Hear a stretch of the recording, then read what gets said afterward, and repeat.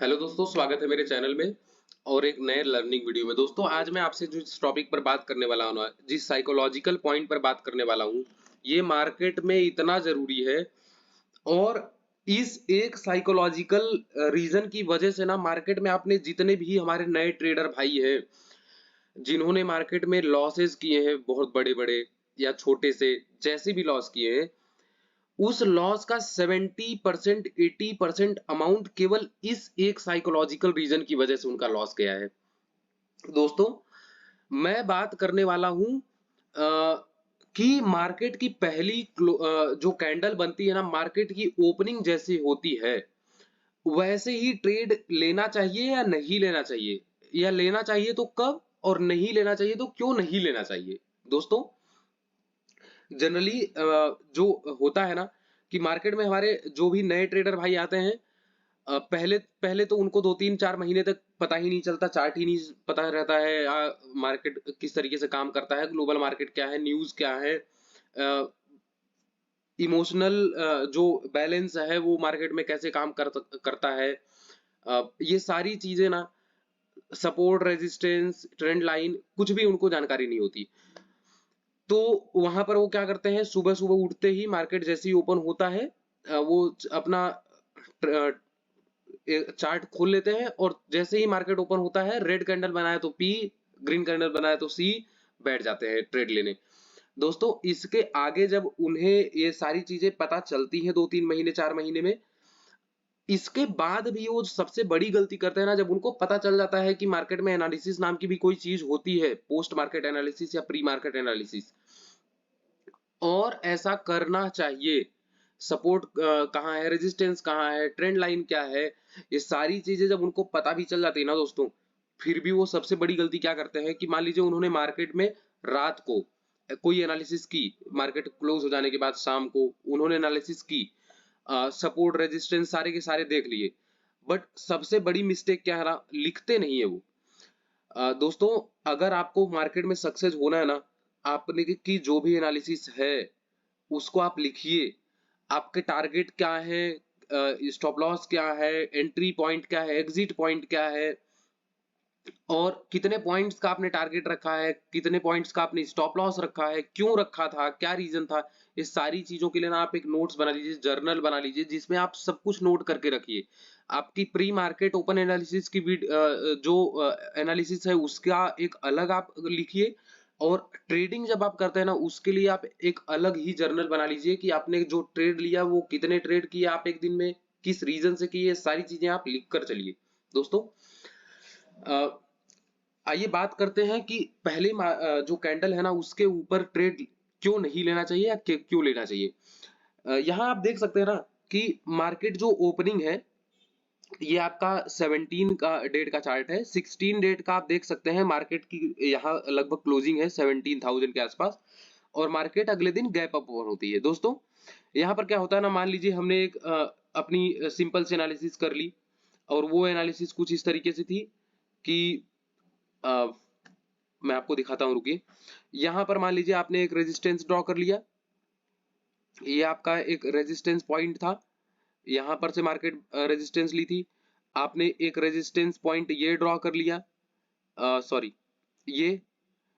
और मार्केट ना कहीं बीच में ओपन हो गई। मार्केट में मान लीजिए आपने एक रेजिस्टेंस या सपोर्ट कहीं ड्रॉ किया है, और मार्केट ना तो रेजिस्टेंस पर ओपन हुई ना ही उस सपोर्ट पर ओपन हुई, मार्केट किसी ऐसी जगह ओपन हो गई जहां आपने एक्सपेक्ट ही नहीं किया था। दोस्तों ऐसी जगह पर सबसे ज्यादा नए ट्रेडर्स ट्रैप होते हैं। जो न्यू ट्रेडर्स होते हैं ना, वो क्या करते हैं कि मार्केट ओपन होते ही जैसे ही उनके अकॉर्डिंग अगर मार्केट नहीं मिला, वो कहीं भी ट्रेड लेने लगते हैं, रैंडम ट्रेड करने लगते हैं। पहले ही कैंडल पर उनको लगता है मार्केट में जो मूव है वो हमसे मिस हो गया। और एक मैं पॉइंट आपको इसमें ऐड करना चाहता हूं दोस्तों, कि जिस दिन उन्होंने एनालिसिस की है, उनके एनालिसिस के हिसाब से मार्केट ओपन हुआ। उन्होंने मान लीजिए मार्केट में उनके एनालिसिस ये थी कि इस रेजिस्टेंस के पास मार्केट ओपन होगा या जाएगा तो मैं पी के साइड में बैठूंगा, और मेरा टारगेट कुछ भी उन्होंने बना लिया, और मार्केट अगर उनके अकॉर्डिंग ओपन हुई और उनके पॉइंट तक गई, तो दोस्तों सबसे बड़ी गलती तो ये करते हैं कि वो वहां पर इतने लॉसेस कर चुके होते हैं,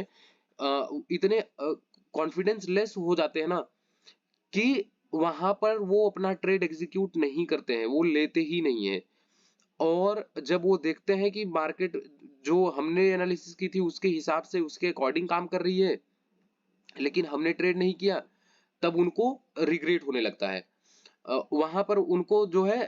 ये होता है कि मार्केट में हमारा जो मूव था वो हो सकता था कैप्चर, कभी कभी उनके अकॉर्डिंग उनके डायरेक्शन में मार्केट 150, 200, 250, 300 पॉइंट भी दे देती है। वहां पर मार्केट में दोस्तों क्या होता है ना कि वो रैंडम ट्रेड करने लगते हैं। मार्केट मान लीजिए उनका पॉइंट यहाँ पर था एंट्री का, मार्केट नीचे आई, मार्केट जैसे ही यहाँ किसी पॉइंट तक आएगी वो तुरंत पी में पोजीशन बना लेंगे कि यहाँ पर इतनी बड़ी रेड कैंडल बनी है, पता नहीं मार्केट कहाँ चली जाएगी। और जैसे ही उन्होंने पोजीशन बनाया ना, मार्केट ऊपर जाने लगती है, और जैसे ही मार्केट ऊपर जाने लगती है उनको लॉस दिखाने लगता है, वो एग्जिट कर जाते हैं। और फिर से मार्केट उस जो सपोर्ट एक बनाई होती है उस सपोर्ट को वापस ब्रेक करती है, नीचे आती है। जब तक नीचे आती है दोस्तों वो उसमें ट्रेड लेते ही नहीं है, बनाते लेते एंट्री बनाते ही नहीं है अपना। उनको लगता है मार्केट हो सकता है यहाँ से चली जाए वापस, हो सकता है मार्केट ऊपर चली जाए, हो सकता है मार्केट ऊपर चली जाए। लेकिन जब मार्केट और लोअर लो बनाती जाती है और जैसे ही वो वापस ट्रेड बनाते हैं, वैसे ही फिर से मार्केट एक रिट्रेसमेंट लेती है और फिर से उनका एक लॉस होता है और वापस मार्केट फिर से नीचे आती है। ऐसा कर करके दोस्तों दिन भर में उनका पूरा का पूरा कैपिटल वाइप आउट हो जाता है, अकाउंट जीरो हो जाता है और वो पूरी तरीके से डिप्रेशन में चलाते हैं। इसका दोस्तों एक ही उपाय है, जो पहले कैंडल पर ट्रेड लेने से बचने का केवल और केवल एक ही हमारे पास तरीका है दोस्तों, कि आप ना 9 बजकर मार्केट में ना मार्केट जो ओपनिंग होती है, मार्केट 9 बजे से 9 बजकर 7 मिनट तक एक दिखाता है कि मार्केट में बाइंग सेलिंग चल रही है। 9 बजकर 7 मिनट से 9 बजकर 15 मिनट, ये टाइमिंग जो होता है ना दोस्तों, यहाँ पर हमें पता चल जाता है 9 बजकर 7 मिनट पर कि मार्केट कहाँ ओपन होने वाली है, लगभग किस पॉइंट पर मार्केट ओपन होगी। आप 9 बजकर 7 मिनट से ना 9 बजकर 15 मिनट तक जो घबराहट में समय बिताते हैं ना, कि ये तो यार हमारे एनालिसिस के हिसाब से कुछ हुआ ही नहीं, मैंने तो सोचा था यहाँ ओपन होगा तो मैं पी में बैठूंगा, यहाँ ओपन होगा सी में बैठूंगा, लेकिन इसकी वजह अकॉर्डिंग तो मार्केट काम ही नहीं कर रही, मार्केट तो उसके जस्ट अपोजिट में ओपन हो रही है। अब यहाँ पर क्या करूं? और इसी घबराहट में आप 9 बजकर 15 मिनट तक बैठे रहते हैं और जैसे ही मार्केट ओपन होता है आप किसी गलत डायरेक्शन में या रैंडम ट्रेड ले लेते हैं और आपको लॉस हो जाता है। दोस्तों ऐसे में ना आपको कुछ भी नहीं करना है, आप बहुत ही शांत दिमाग से वेट कीजिए और देखिए कि मार्केट जहां ओपन हो रही है क्या उसके पास में कोई रेजिस्टेंस है, और वो रेजिस्टेंस है तो क्या वो मेजर रेजिस्टेंस का काम कर रहा है, क्या मार्केट वहां से 2 या 3 बार 4 बार रेजिस्टेंस ले चुकी है, मार्केट नीचे आ चुकी है। अगर ऐसा है तो आप उसको एज अ रेजिस्टेंस मानकर वहां से आप पी के साइड में पोजीशन बना सकते हैं। या नीचे के साइड खुल रही कहीं, आप देखिए क्या मार्केट में कोई सपोर्ट है जहां मार्केट ओपन हो रही है। अगर मार्केट में सपोर्ट है उस जगह पर तो आप देखिए कि क्या वो कोई वीक सपोर्ट है या कोई स्ट्रॉन्ग सपोर्ट है। जहां वीक सपोर्ट क्या होता है वो मैं आपको बता देता हूँ। मान लीजिए सपोर्ट मार्केट नीचे आई ऊपर फिर से बाउंस बैक की, ये यहाँ पर देखिए आप, मार्केट नीचे आई ऊपर चली गई, मार्केट नीचे आई ऊपर चली गई। अब यहाँ पर क्या है ना,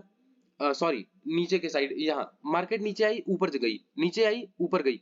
अब यहाँ पर आप देख सकते हैं एक मार्केट ने यहाँ से सपोर्ट लेने की कोशिश की, ऊपर चली गई, फिर से मार्केट ने इस सपोर्ट को ब्रेक कर दिया,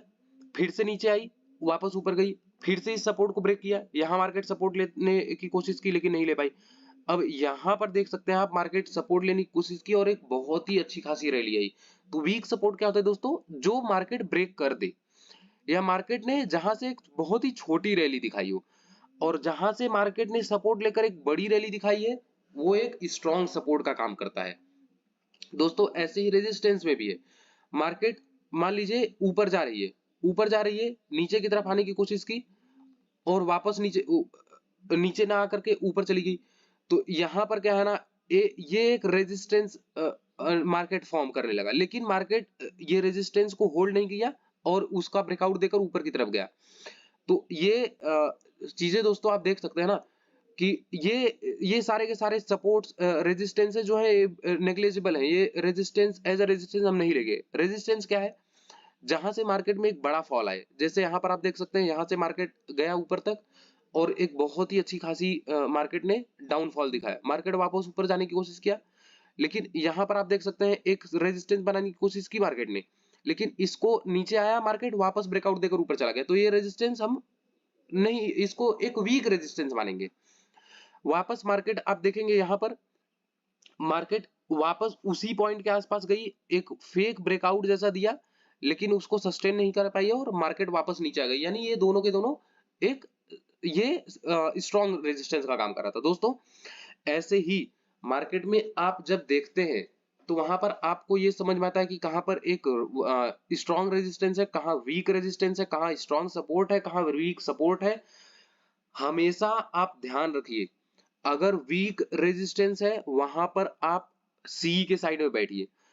स्ट्रॉन्ग रेजिस्टेंस है आप पी के साइड में बैठिए, क्योंकि वहां से मार्केट ज्यादा चांस है कि रिजेक्शन ले सकती है। वैसे ही पी के साइड में आप नीचे के साइड में सपोर्ट है,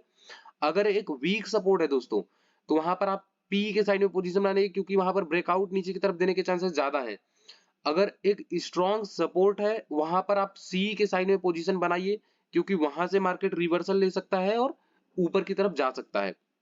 यही एक सिंपल सा स्टेप है दोस्तों, जिससे आप ओवर ट्रेडिंग से बच सकते हैं, जिससे आप पहले कैंडल पर जो ट्रेड लेते हैं लोग उससे बच सकते हैं।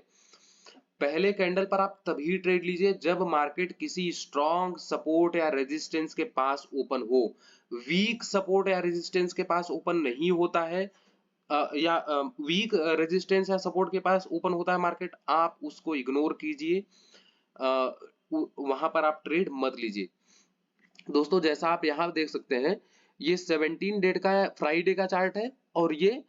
थर्सडे का चार्ट है एक्सपायरी के दिन का। मार्केट ने क्लोजिंग लगभग 17,000 पर दिया,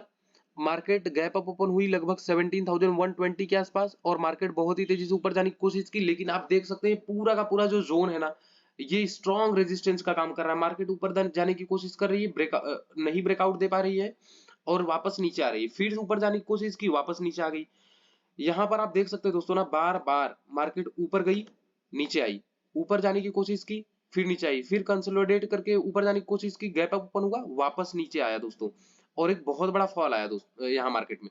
ऐसे ही दोस्तों यहाँ पर मार्केट गैप अप तो ओपन हुई, लेकिन यहाँ पर